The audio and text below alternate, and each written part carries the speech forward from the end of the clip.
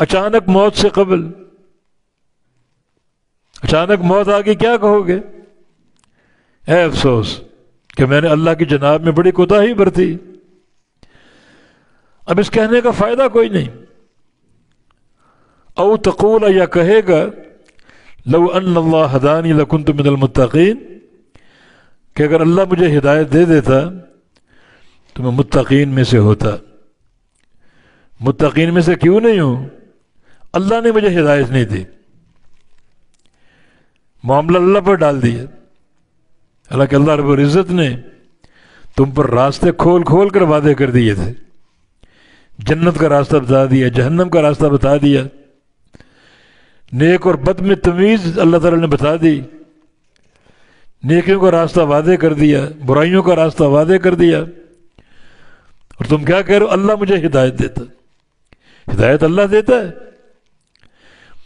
مگر یہاں اللہ نے حجت قائم کر دی، انبیاء کو بھیجا، کتابیں اتاری، خیر و شر کے راستے وعدے کیے، جنت اور جہنم کے راستے وعدے کیے،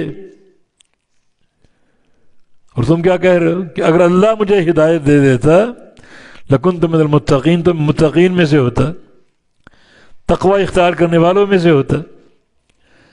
تو اللہ نے تو ہدایت کا پورا پروگرام پیش کر دیا تھا، تم نے قبول نہ کر کے کوتاہی برتی۔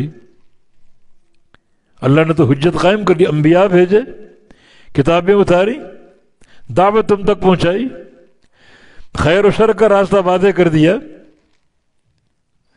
نبی علیہ السلام کی حدیث ہے، ما ترکت من شیء یقربکم الی الجنہ الا وقد حدثتکم بہ، کہ لوگوں ہر وہ شے جو تمہیں جنت میں پہنچا سکتی ہے وہ میں نے بیان کر دی، اور جو چیز تمہیں جہنم سے بچا سکتی وہ بھی بیان کر دی۔ تو ہر خیر و شر کا بیان ہو چکا ہے، تم نے قبول کیوں نہیں کیا؟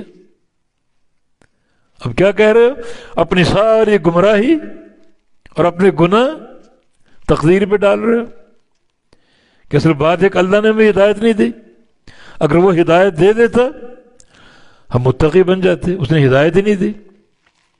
نہیں، اللہ تعالیٰ نے ہدایت کا پورا پروگرام آپ کے سامنے پیش کر دیا تھا، قرآن موجود ہے، حدیث موجود ہے، نبی علیہ السلام کے فرامین موجود ہیں، تم نے خود قبول نہیں کیا۔ اب ان باتوں کا فائدہ کوئی نہیں، اپنی گمراہی کو تقدیر پر مت ڈالو، اللہ کی مشیت تو ہے ہی ہے، مگر اللہ رب العزت نے بالکل واضح طور پر حق تمہارے تک پہنچا کر پیش کر کے حجت قائم کر دی، تم نے نہیں مانا۔